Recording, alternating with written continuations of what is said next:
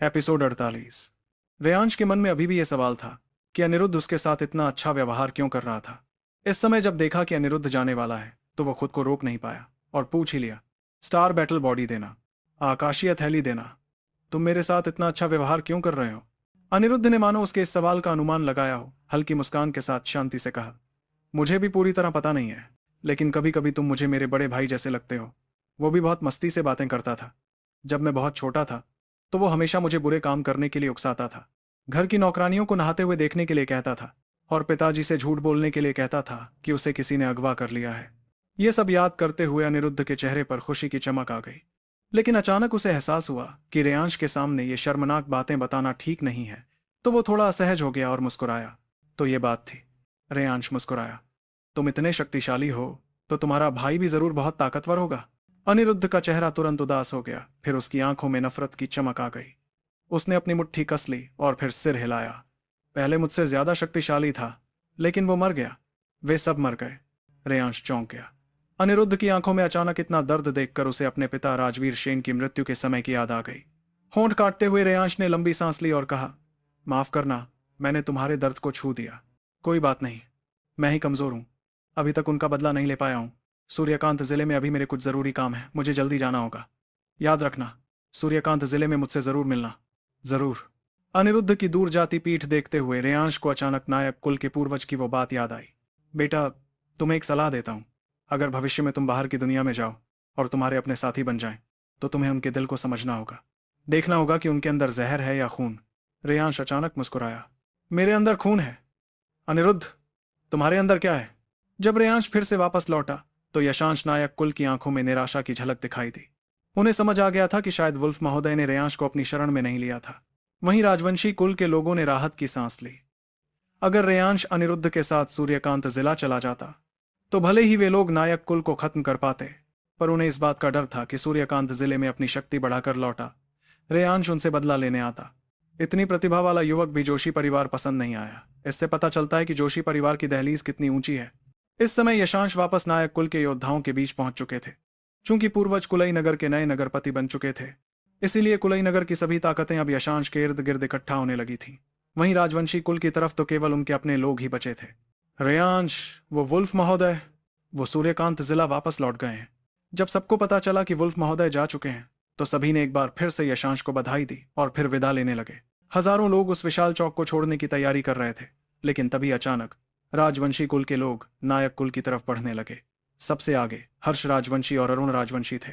उनकी आंखों में क्रोध और असंतोष साफ झलक रहा था, जिसके साथ वे यशांश और रेयांश को घूर रहे थे।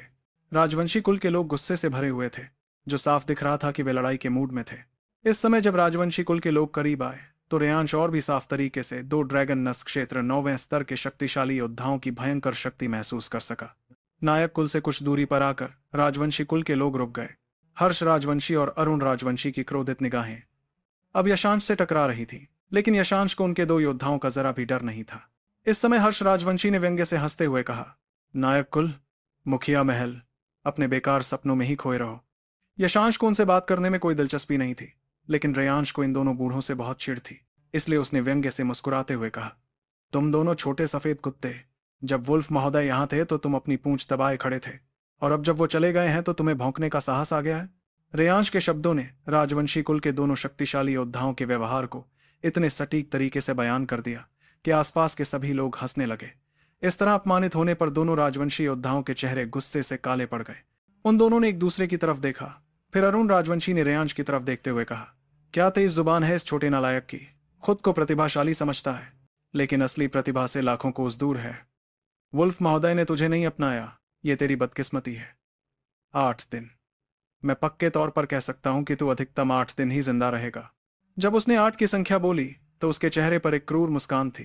रेयांश समझ गया कि वो गॉड फ्रूट के बारे में बात कर रहा था, लेकिन उसने चेहरे पर उलझन का भाव लाते हुए कहा, इस छोटे सफेद कुत्ते को पता नहीं क्या बड़बड़ा रहा है। हम तो इंसान हैं, स्वाभाविक है कि हम कुत्तों की भाषा नहीं समझ सकते। अरुण राजवंशी गुस्से से तिलमिला उठा, लेकिन हर्ष राजवंशी ने उसे रोकते हुए धीमी आवाज में कहा, छोटे भाई, ये लड़का बहुत तेज जुबान का है। इससे बहस करके हम खुद ही परेशान होंगे। वैसे भी जल्द ही पूरा नायक कुल तबाह हो जाएगा, तो आज यहां इनसे क्यों उलझें। अरुण राजवंशी ने भी ठंडी मुस्कान के साथ कहा, ठीक है, इन्हें कुछ दिन खुश रहने दो फिर तो। वैसे छोटे भाई, तुम्हारा वो रक्त स्वर्ग संप्रदाय वाला भाई भरोसेमंद है ना? उसकी शक्ति तो हम भी मुश्किल से संभाल सकते हैं। अगर बड़े भाई चिंता मत करो, मेरा भाई बिल्कुल भरोसेमंद है। उसके दिव्य कोर क्षेत्र की शक्ति के सामने चाहे यशांश हो या तथाकथित प्रतिभाशाली रेयांश, सब बस जोकर है। हर्ष राजवंशी ने एक नजर यशांश और रेयांश की तरफ डाली। ये सोचकर कि जल्द ही ये दोनों मुर्दे होंगे, उसके दिल में ठंडी हंसी उभरी और उसने कहा, अभी तो तुम खुशियां मनाओ, लेकिन जब तुम नायक कुल के हर व्यक्ति को एक एक करके मरते देखोगे तो तुम्हें इस दुनिया में आने का पछतावा होगा। सभी लोग सोच रहे थे कि अब नायक और राजवंशी कुल में लड़ाई छिड़ जाएगी, इसीलिए सब घबराए हुए थे। लेकिन जब राजवंशी कुल वाले बस कुछ बातें करके ही चुपचाप चले गए तो सभी ने राजवंशी कुल का मजाक उड़ाया। राजवंशी कुल का यह व्यवहार वाकई बहुत शर्मनाक था, लेकिन रेयांश की भौहें गहरी चिंता में सिकुड़ गई थीं। उसे आभास हो रहा था कि गॉडफ्रूट की लड़ाई में बहुत बड़ी मुश्किलें आने वाली थीं। अगर सावधान नहीं रहे तो शायद पूरा नायक कुल ही तबाही में डूब जाएगा। 2 महीने पहले अगर नायक कुल पर कोई संकट आता तो रेयांश को परवाह नहीं होती, लेकिन अब जब उसके पास नायक कुल में रक्षा करने योग्य लोग थे तो नायक कुल का अस्तित्व उसके जीवन से जुड़ गया था। इसीलिए राजवंशी कुल, सिर्फ तुम्हें पूरी तरह खत्म करके ही मुझे चैन मिलेगा। नायक कुल में वापस लौटने के बाद यशांश ने एक बार फिर से नायक कुल के सभी लोगों को इकट्ठा किया। मुखिया महल की व्यवस्था एक मुद्दा था, लेकिन दूसरा महत्वपूर्ण मुद्दा था आज के पुरस्कारों का वितरण। इस समय यशांश ने केवल अर्जुन नायक, मीरा देवी, यशवंत नायक, यशवीर नायक और रेयांश को रोका। उन्होंने वह आकाशीय थैली निकाली और कहा, जोशी परिवार के पुरस्कारों की मैंने जांच कर ली है। इसमें 20,000 आध्यात्मिक जेड हैं, 3 दिव्य जेड हैं, एक येलो रैंक हाई टीयर की आध्यात्मिक तलवार है और एक येलो रैंक हाई टीयर की तलवार युद्ध तकनीक है। ये सब बताते समय यशांश के चेहरे पर उत्साह साफ दिख रहा था। 20,000 आध्यात्मिक जेड की बात छोड़ दें, जो नायक कुल की वर्तमान संपत्ति के लगभग बराबर थी। वो 3 दिव्य जेड तो अनगिनत आध्यात्मिक जेड के केंद्र बिंदु जैसे थे।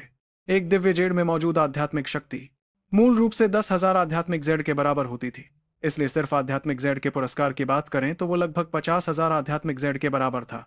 दिव्य जेड का उपयोग आमतौर पर केवल दिव्य कोर क्षेत्र के योद्धा ही कर सकते थे। एक दिव्य जेड को 10,000 आध्यात्मिक जेड में बदला जा सकता था, लेकिन 10,000 आध्यात्मिक जेड से जरूरी नहीं कि एक दिव्य जेड मिल जाए, क्योंकि दिव्य जेड आध्यात्मिक जेड से कहीं अधिक दुर्लभ था। इन 3 दिव्य जेड से नायक कुल के योद्धाओं की शक्ति तेजी से बढ़ सकती थी। इसलिए जब सबने 3 दिव्य जेड के बारे में सुना तो सभी के चेहरों पर खुशी छा गई। और जब उन्होंने सुना कि एक येलो रैंक हाई टीयर की आध्यात्मिक तलवार और तलवार युद्ध तकनीक भी है, तो उनके चेहरों पर मुस्कान और चौड़ी हो गई। नायक कुल के पास फिलहाल केवल एक हाई टीयर युद्ध तकनीक ड्रैगन सील थी। अब चाहे धन की बात हो या तकनीकों की, नायक कुल की संपत्ति दोगुनी हो गई थी। और वो येलो रैंक हाई टीयर की आध्यात्मिक तलवार तो और भी कमाल की चीज थी। पूरे कुलई नगर में कुछ ही आध्यात्मिक तलवारें थीं, येलो रैंक हाई टीयर की तो बात ही अलग थी। इस तलवार के साथ येलो रैंक हाई टीयर की तलवार युद्ध तकनीक का उपयोग करने पर शक्ति निश्चित रूप से अद्भुत होती। इस समय यशांश ने वह तलवार युद्ध तकनीक निकाली और साथ ही वह येलो रैंक हाई टीयर की आध्यात्मिक तलवार भी। ये एक ऐसी तलवार थी जो मानो कांच से बनी हो। हल्के हरे रंग की चमक के साथ एक तेज और धारदार आभा उस तलवार से निकल रही थी, जो बेहद खतरनाक लग रही थी। ऐसी तलवार निश्चित रूप से बालों को हवा में काटने में सक्षम थी। इस तलवार का नाम है भ्रामक रोशनी कांच तलवार। नायक कुल के सभी लोग उस भ्रामक रोशनी कांच तलवार को देखकर प्रशंसा से भर गए। इस आध्यात्मिक तलवार में शक्तिशाली तरंगें मौजूद थीं, जो युद्ध में उपयोग करने पर निश्चित रूप से शक्ति में भारी वृद्धि करती। और यह येलो रैंक हाई टियर की तलवार युद्ध तकनीक है, भ्रामक सात हत्या तलवार कला। सिर्फ नाम सुनकर ही पता चल रहा था कि यह कोई साधारण तकनीक नहीं थी।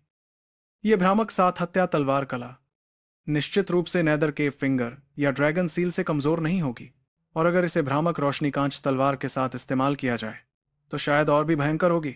यशांश ने सबकी तरफ देखते हुए कहा, आज मैंने तुम सबको यहां रोका है ताकि तुम सब मिलकर तय करो कि यह तलवार कला और भ्रामक रोशनी कांच तलवार किसे दी जाए। तलवार कला तो हर कोई सीख सकता है, लेकिन भ्रामक रोशनी कांच तलवार तो केवल एक ही है। इसलिए मैं अब बूढ़ा हो रहा हूं। ड्रैगन सील पर मैंने अपना पूरा जीवन लगा दिया है।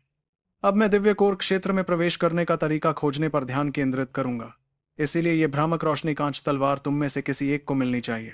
फिर उन्होंने रेयांश की तरफ देखते हुए सबसे कहा, रेयांश ने इस बार हमारे नायक कुल के लिए बहुत बड़ा योगदान दिया है। मैं ये भ्रामक रोशनी कांच तलवार उसे देना चाहता हूं। तुम सबको क्या लगता है? रेयांश को यह भ्रामक रोशनी कांच तलवार मिलना स्वाभाविक था। अर्जुन नायक और अन्य सभी ने सहमति में सिर हिलाया, लेकिन रेयांश ने कहा, नाना जी, मेरे पास ड्रैगन सील है, वो काफी है, और मैं तलवार कला सीखने की योजना भी नहीं बना रहा हूं। आप ये आध्यात्मिक तलवार किसी और को दे दें। रेयांश को भ्रामक रोशनी कांच तलवार की जरूरत नहीं थी, क्योंकि उसके पास उसी स्तर की ड्रैगन सील थी। दूसरा कारण यह था कि साक्षी ही तलवार की असली विशेषज्ञ थी। साक्षी के होते हुए रेयांश को भ्रामक साथ हत्या तलवार कला सीखने की जरूरत नहीं थी। उसे जो चाहिए था वो उच्च स्तर की तकनीकें थी। इस भ्रामक रोशनी कांच तलवार की जरूरत नायक कुल में किसी और को ज्यादा थी। आगे क्या होगा स्टोरी में जानने के लिए सुनते रहिए इस स्टोरी को और चैनल को भी ज्वाइन कर ले। आगे के एपिसोड इसी चैनल पे आएंगे तो सब लोग इसे ज्वाइन कर लो।